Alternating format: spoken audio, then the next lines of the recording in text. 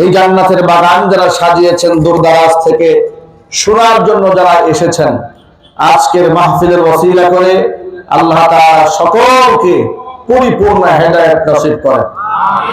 অত্র এলাকার সমস্ত মুর্দিগান কবর আযাব আল্লাহ তাআলা কিয়ামত পর্যন্ত বন্ধ করে দিন। কাল হাসরের কঠিন ময়দানে আয়োজন আল্লাহ পাক আমাদের সকলের নাজাতের জরিয়া হিসেবে কবুল করুন। এক বাক্যে জবাব দিয়ে বলতে হবে, হেদায়েত দেওয়ার মালিক কে? আরো যদি বলেন, হেদায়েত দেওয়ার মালিক আল্লাহ পাক যেন আজকের এই মাহফিলের ওসিলা করে পরিপূর্ণ হেদায়েত আমাদের সকলকে নসিব করে দেন।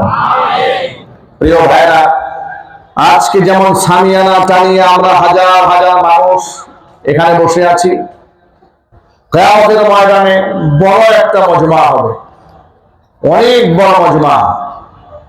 হযরত আদম আলাইহিস সালাম থেকে শুরু করে কিয়ামত পর্যন্ত যত মানুষের আগমন ঘটেছে এই পৃথিবীতে, সমস্ত মানুষদেরকে আল্লাহ পাক দাঁড় করাবেন হাসরের ময়দানে। এবং সেই ময়দানের অবস্থা এমন হবে, সেখানে কোনো গাছ থাকবে না, বৃক্ষ থাকবে না, বিল্ডিং থাকবে না, ছাদ থাকবে না। রৌদ্রের তীব্রতা, প্রখরতা এত মারাত্মক হবে। নবী করিম সাল্লাল্লাহু আলাইহি ওয়াসাল্লাম বলেছেন, মানুষের মাথা থেকে আধা উপরে সূর্য চলে আসবে, তার সাতটা মুখ উন্মুক্ত করে দেওয়া হবে মানুষের মগজের দিকে। সূর্যের তাপে মানুষের মাথার মগজগুলো গলে গলে গলে গলে পড়তে থাকবে। অবস্থা এমন বেগতিক হবে, কেউ কেউ তার গুনার পরিমাণ অনুযায়ী হাঁটু পর্যন্ত, একই জায়গায় কেউ কোমর পর্যন্ত, কেউ গলা পর্যন্ত ঘামের মধ্যে ডুবে যাবে। চিৎকার দিয়ে বলেন নাউযুবিল্লাহি মিন যালিক। এমন ভয়াবহ অবস্থা, সমস্ত মানুষগুলো সেদিন উলঙ্গ হবে, সামনে কারো গায়ে কোনো জামা কাপড় নেই। আল্লাহর সামনে আল্লাহ পাক মানুষকে দাঁড় করাবেন। কোরআনের ভাষায় আল্লাহ বলছে, ওয়াউরিদু আলা রাব্বিকা সাফফা লাকাদ জিইতুনা কামা খালাকনাকুম আওয়ালা মাররা বাল যাআমতুম আল্লান নাজআলা লাকুম মাওঈদা। কাতারে কাতার রবের সামনে মানুষকে দাঁড় করানো হবে। রবের পক্ষ থেকে ঘোষণা করে বলা হবে, লাকাদ জিইতুনা কামা খালাকনাকুম আওয়ালা মাররা। তোমরা তো আজকে আমার সামনে এসেছো এমন অবস্থায় যেভাবে আমি তোমাদেরকে প্রথমবার সৃষ্টি করেছিলাম। বাল যাআমতুম, বরং তোমরা দৃঢ় ধারণা করেই বসেছিলে, আল্লাহ নাজআলা লাকুম মাওঈদা, আমি তোমাদের জন্য ওয়াদার কোন দিবস আমি তোমাদের জন্য রাখি নাই। হাদিস শরীফের মধ্যে বর্ণনা পাওয়া যায়, আল্লাহ নবী যখন বললেন কিয়ামতে কারো গায়ে কোনো জামা কাপড় থাকবে না, উম্মুল মুমিনিন মা আয়েশা সিদ্দিকা রাদিয়াল্লাহু তাআলা আনহা নবীকে ডাক দিয়ে বললেন, হে রাসূল, আমরাও কি উলঙ্গ থাকবো নাকি? নবীজি বললেন, হ্যাঁ, কারো গায়ে কোনো জামা থাকবে না। মা আয়েশা জানতে চাইলেন, হে রাসূল, আমাদের কি লজ্জা হবে না? আমাদের কি শরম হবে না? আল্লাহ হাবিব বললেন, সেদিন এমন ভয়াবহ অবস্থা হবে, কার গায়ে জামা আছে আর কার গায়ে জামা নাই দেখার তো সময় থাকবে না। মানুষ ভীত সন্ত্রস্ত হয়ে আত্মহারা হয়ে এত চিৎকার করতে থাকবে, ইয়া নাফসি ইয়া নাফসি বলে কান্নায় ভেঙে পড়বে।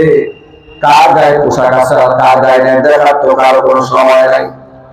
মজার ব্যাপার হলো, এমন বিভীষিকাময় মুহূর্তের মধ্যে আল্লাহ রাব্বুল আলামিন একজন ব্যক্তির গায়ে মাত্র মুরাদ আর ভাস্কর্য, ছবি আর এই সমস্ত অপ্রয়োজনীয় জোর জবরদস্তি করে যে মূর্তি বানিয়েছিল, ওই মূর্তির ব্যয়ভার হচ্ছে 4000 কোটি টাকা। এই টাকাটা কার? একটু জোরে বলেন না আপনারা। যারা জোর করে মূর্তি বানিয়েছিল ভাস্কর্যের নামে, এই টাকাগুলো কি ওদের বাবার টাকা? আরে টাকা, এই টাকা দিয়েছে জনগণের টাকা। এই জনগণের টাকা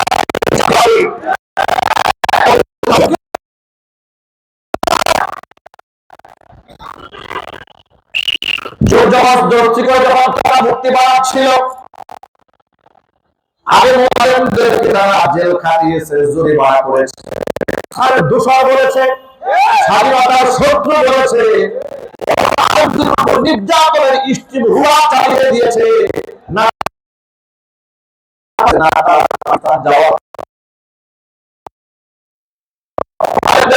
পাকিস্তানের দূষণ বলে গালি দিয়েছে। আল্লাহ কসম করে বলি, ওরা যে ভারতের কাছে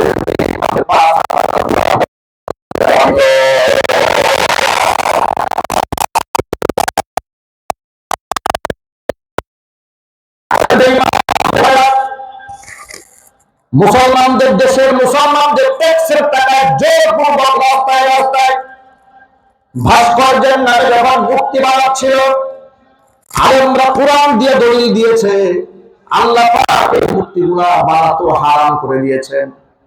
এটা পৃথিবীর কোন আলেম হারাম বানায় হারাম। আমি বিনয়ের সাথে জানতে চাই, এক বাক্যে জবাব দিবেন, আলেমদের হালাল হারাম বাড়াবার কোন ক্ষমতা আছে? চিৎকার দিয়ে বলেন না। সব হালাল হারাম কে ঘোষণা দিয়েছেন? আল্লাহ। আল্লাহ পাক কোরআন মাজিদের মধ্যে ঘোষণা দিয়ে বলেছেন, সাতটা জিনিস শয়তানের নাপাক আল্লাহ ভাষায় সময় আল্লাহ বলছেন, ইয়া আইয়ুহাল্লাযীনা আমানু খামাইসির ওয়াল আনসাব ওয়াল আজলাম রিজসুম মিন আমালিশ শাইতান ফাজতানিবুহু লাআল্লাকুম তুফলিহুন।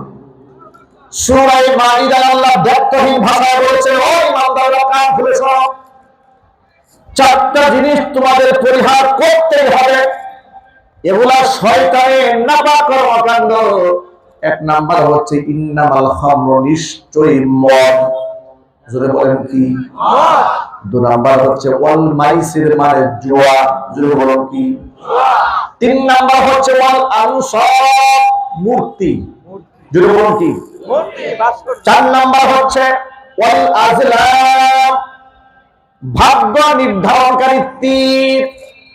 এই চারটি জিনিস হচ্ছে রিজসুম মিন আমালিশ শাইতান, শয়তানের নাপাক কর্মকাণ্ড। ফাজতানিবুহু, এটা পরিহার করতে হবে। উলামায়ে কেরাম খুব ভালো বুঝবেন, আল্লাহ যখন কোন নির্দেশ সূচক শব্দ ব্যবহার করেন, কোন ব্যাপারে হুকুম করেন, সেটা মান্য করা মুসলমানদের জন্য ফরজ হয়ে যায়। আল্লাহ বললেন ফাজতানিবুহু, এগুলা পরিহার করতেই হয় তোমাদের। করলে কি হবে? লাআল্লাকুম তুফলিহুন, মদ যদি ছাড়তে পারো, জুয়া যদি ছাড়তে পারো, ভাস্কর্য মূর্তি যদি তোমরা ছাড়তে পারো, আর যদি ভাগ্য নির্ধারণকারী তীর যদি ছাড়তে পারো, এই চারটা জিনিস যদি ছাড়তে পারো, লাআল্লাকুম তুফলিহুন, তাহলে তোমাদের জীবনে সফলতা আসবে। সুবহানাল্লাহ। আচ্ছা, আল্লাহর কথা মানলে সফলতা নাকি না মানলে? আরো জোরে বলে। আর আল্লাহর কথা প্রত্যাখ্যান করলে জুতার বাড়ি খেতে হয়। কথা বলতে হবে ঠিক কিনা? আলেমরা আল্লাহর কোরআনের আয়াত দিয়ে বুঝায় দিলেন মূর্তি বানানো জায়েজ নাই, হারাম।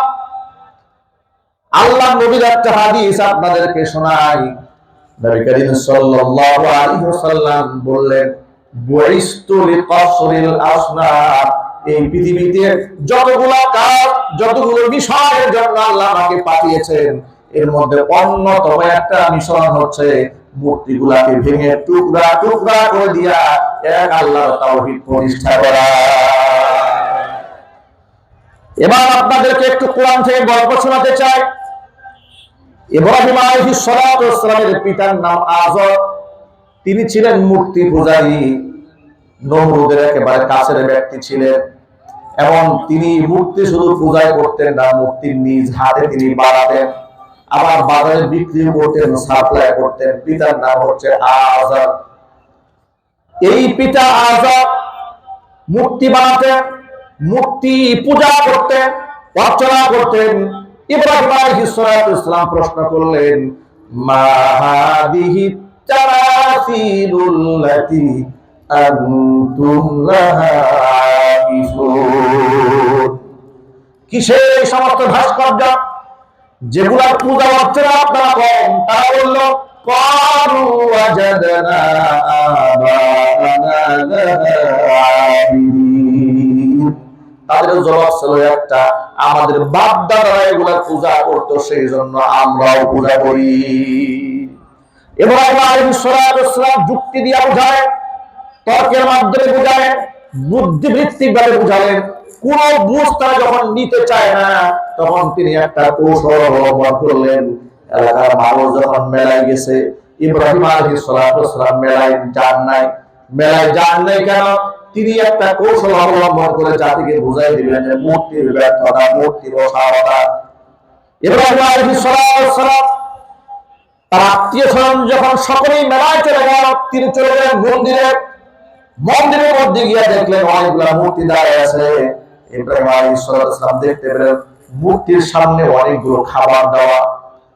এবার মূর্তিকে ডাক দিয়ে বলে, ব্যাপারটা কি? কি ব্যাপার? মা লাকুম লা তাকুলুন। আল্লাহু আকবার বলেন। আচ্ছা আপনারা বলেন তো, যে ইতিহাস কোরআনে লেখা আছে কি ভুল হওয়ার সম্ভাবনা আছে? আমার শিক্ষা দিয়ে বলেন। সন্দেহ যদি করে ঈমান থাকবে? আল্লাহ রাব্বুল আলামিন কোরআন মাজিদের সূরা সাফফাতের মধ্যে স্পষ্ট করে বলে দিয়েছেন, আমার খলিল ইব্রাহিম মূর্তির সামনে দাঁড়িয়ে বলছে, মা রাখো, কি বাবা কি হয়েছে? খাবার সামনে দেওয়া। খাবার তো খাই না, মূর্তি কোনো কথাও বলে না। মেজাজ আরো খারাপ হয়ে গেছে, বলে ব্যাপারটা কি? মা লাকুম লা তানতিকুন। খাবার খাওয়া না বুঝলাম, হয়তো একটা আগে খেয়েছো বা পেট ভরা, কিছু তো আজকে একটা বলতে হবে। কিছুই বলবে না, খাবার খাবেও না, কোনো জবাব দেবে না। তাও এই কুরআন নিয়ে আসছে, আজকে একটা ইস্পার ভয় করা হবে। আল্লাহু আকবার। এখন আপনারা বলেন, মূর্তির কথা বলার ক্ষমতা আছে? মূর্তি জবাব দেওয়ার ক্ষমতা আছে? খাবার গুলো গ্রহণ করার ক্ষমতা আছে? জবাব দেওয়ার ক্ষমতা নাই, কথা বলার ক্ষমতা নাই, মুখের কোনো ভাষা নাই, এবং অকর্মণ্য। নিজের হাতে তৈরি করা দেব-দেবীর সামনে মানুষ কেন সাহায্য চায়? এই কোরআন মাজিদে আল্লাহ তাআলা তার বান্দাদেরকে কত সুন্দর করে নসিহতের ভাষায় বলেছেন, ইন্নাল্লাযীনা তাদউনা মিন দুনিল্লাহি লান ইয়াখলুকু যুবাবান ওয়া লাউ ইজতামাউ। আমি আল্লাহকে বাদ দিয়ে যে সমস্ত দেব-দেবীর পূজা অর্চনা তোমরা করো, কেন তোমরা ওই সমস্ত মাটির তৈরি, পাথরের তৈরি মূর্তির কাছে কেন তোমরা সাহায্য চাও? লাইয়া খলুকু যুবাবা, যারা সকলে একত্রিত হয়ে একটা মাটি পর্যন্ত বানাতে সক্ষম হবে না। কথা বলে ঠিক কিনা বলে? সব পৃথিবীর মূর্তি যা আছে সবগুলা মিলে একটা মাছি বানাবার ক্ষমতা আছে? চিৎকার দিয়ে বলেন আছে? আল্লাহ পাক এই কথাটি বিশ্লেষণ করেন সূরা হজ্জের মধ্যে 17 নম্বর পারা হিফজ কোরআন মাজিদের একেবারে শেষ পৃষ্ঠার মধ্যে বর্ণনা করে বলে দিয়েছেন। আল্লাহ বলেন, তাহলে একটা মশা মাছি বানাতে পারে না, শুধু কি তাই?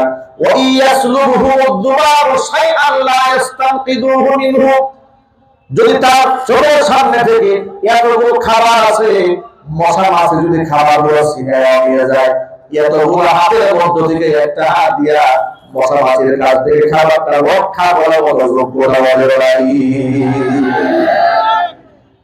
দফাত তালিব ওয়াল মাতলুব, আল্লাহ বললেন যে চাইলো সেও দুর্বল, যা চাওয়া হয়েছে সেও দুর্বল। আমি আল্লাহকে বাদ দিয়ে তোমরা যাও কই? সুবহানাল্লাহ বলেন। এইভাবে ভেঙে ভেঙে আল্লাহ পাক মানুষকে তাওহীদ বুঝালেন, ওরা তাওহীদের বাণী শুনল না।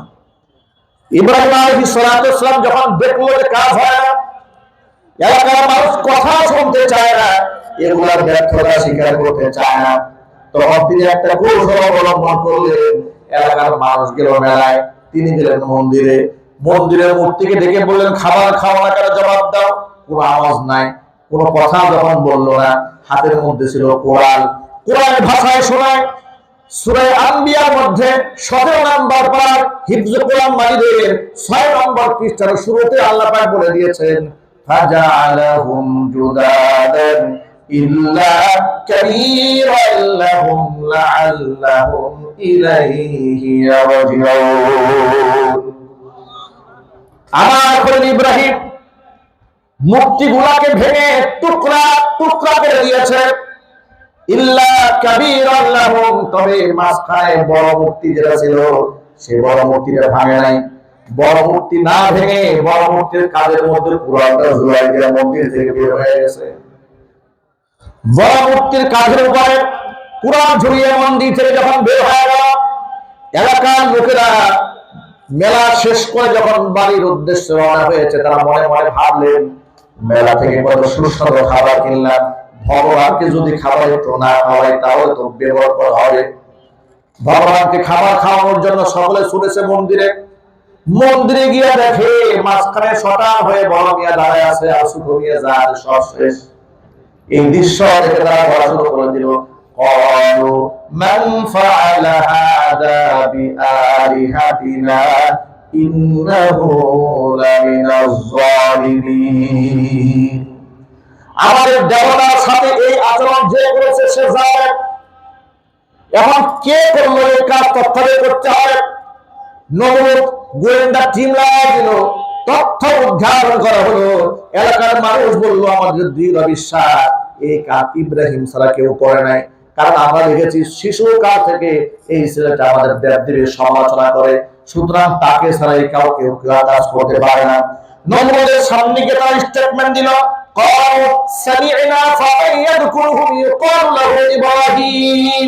একটা বালক আছে, যেই বালক যেই তরুণটা সব সময় এই দেবদেবীগুলো সমালোচনা করেছে, আমাদের দৃঢ় বিশ্বাস সে ছাড়া দেবদেবীর সাথে এমন খারাপ আচরণ কেউ করতে পারে না। নমরুদ বলল, বলে তাই নাকি? বলে হ্যাঁ। তো ইব্রাহিমটাকে বলে, ইব্রাহিম আমার আপনার মন্ত্রীর ছেলে। বলে আমার কোন মন্ত্রী? বলে আপনার একেবারে সবচেয়ে ঘনিষ্ঠ মন্ত্রীর নাম কি? বলে আজর। আজরকে ডাক দিয়া নমরুদ বলছে, ব্যাপারটা কি, তোমার সন্তান নাকি? ইব্রাহিম বলে হ্যাঁ। জাহাপনা, কথা তো সত্য। বলে তোমার সন্তান কি ধরনের হতে পারে? বলে জাহাপনা, কি বলবো আপনার কাছে, জন্মের পর থেকে এই ছেলেটা জীবনে কোনদিন মূর্তিকে শ্রদ্ধা করে নাই। সুবহানাল্লাহ কি বাড়ি গিয়ে বলবেন? আরে বাবা, তিনি তো জাতির পিতা হবেন, তাওহীদ প্রতিষ্ঠার উপকার হবেন। চিল্লাবেন আল্লাহু আকবার। তিনি তো মূর্তির সামনে মাথা নত করতে পারেন না। বাবা আযর নমরুদের সামনে স্বীকার করেছে, শিশুকাল থেকেই ও এগুলা সমালোচনা করে, এগুলা অসারতা নিয়ে কথাবার্তা বলে। বলে তাই নাকি? বলে হ্যাঁ। তা আজকে তাকে হাজির করা হোক, তার বিচার হবে, জনসম্মুখে তার বিচার হবে, কেন সে দেবদেবীর সাথে আচরণ করেছে। অপমান করা হবে, অপমানিত করা হবে, লাঞ্ছিত করা হবে। আপনাদের সকলের জ্ঞাতার্থে আমি জিজ্ঞেস করতে চাই, প্রমাণ দিবেন আপনারা? এক বাক্যে বলেন, ইজ্জত দেওয়ার মালিককে আল্লাহ। আল্লাহ পাক যদি কাউকে সম্মান দিতে চান, পৃথিবীর কোন জালেম কি তাকে অসম্মানিত করতে পারে না। এই দেশে ফেরাউন নমরুদ যদি নাও থাকে, কিন্তু ফেরাউন এবং নমরুদের নাতিপুতি আছে না নাই? আবু জেহেলের নাতিপুতিরা আছে না নাই? যারা এই কোরআনকে ব্যান করতে চায়, কোরআনের আইন পছন্দ হয় না, দাড়ি পছন্দ হয় না, টুপি পছন্দ হয় না, মহিলাদের পর্দা পছন্দ হয় না, মসজিদ মাদ্রাসা পছন্দ হয় না, আল্লাহর কসম করে বলি, ওরা ফেরাউন আবু জেহেল আর নমরুদের নাতিপুতি ছাড়া আর কেউ হতে পারে না। এই নমরুদের নাতিপুতিরা বিগত 16টা বছর ধরে আলেমদেরকে অন্যায় ভাবে কারারুদ্ধ করে দিয়েছিল। কথা বলতে হবে ঠিক কিনা? আলেমদেরকে অপমানিত করার জন্য মিথ্যা নাটক সাজিয়েছিল। রফিকুল ইসলাম মাদানের মতো ছোট্ট একজন আলেমকে ওরা সহ্য করতে পারে নাই। ডিবিতে ডেকে নিয়ে গায়ের জামা কাপড় খুলে প্যান্ট শার্ট পরিয়ে হাতের মধ্যে সিগারেট ধরিয়ে অর্ধনগ্ন উলঙ্গ মহিলার পাশে বসিয়ে তারা ফটোগ্রাফি করে পরিকল্পনা করেছিল ইন্টারনেটে ছেড়ে দিয়া জাতির সামনে প্রমাণ করবে আলেমের চরিত্র ভালো নয়, নাউযুবিল্লাহি মিন যালিক। যে হাওন আঙ্কেলের নেতৃত্বে এই কুকর্ম সম্পাদিত হয়েছিল, আল্লাহ রাব্বুল আলামিন এক মাসও যায় নাই, কিছুদিনের ব্যবধানে আল্লাহ পাক তার জাতির সামনে ল্যাংটা করে ছেড়ে দিয়েছে।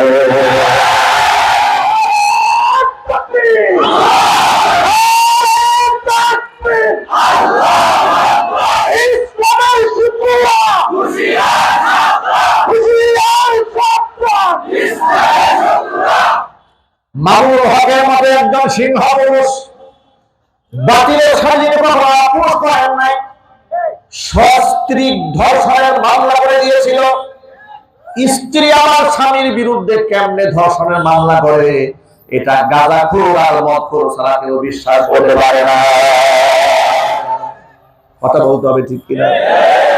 সস্ত্রীক ধর্ষণের মামলা করে বিনা অপরাধী একজন আলেমের সাথে এত বড় লাঞ্ছনা গঞ্জনা আলেমকে দিয়েছে। বছরের পর বছর তাকে কারারুদ্ধ রেখে মানুষের কাছে জঙ্গি টেরোরিস্ট বাড়াবার জন্য চেষ্টা করেছে।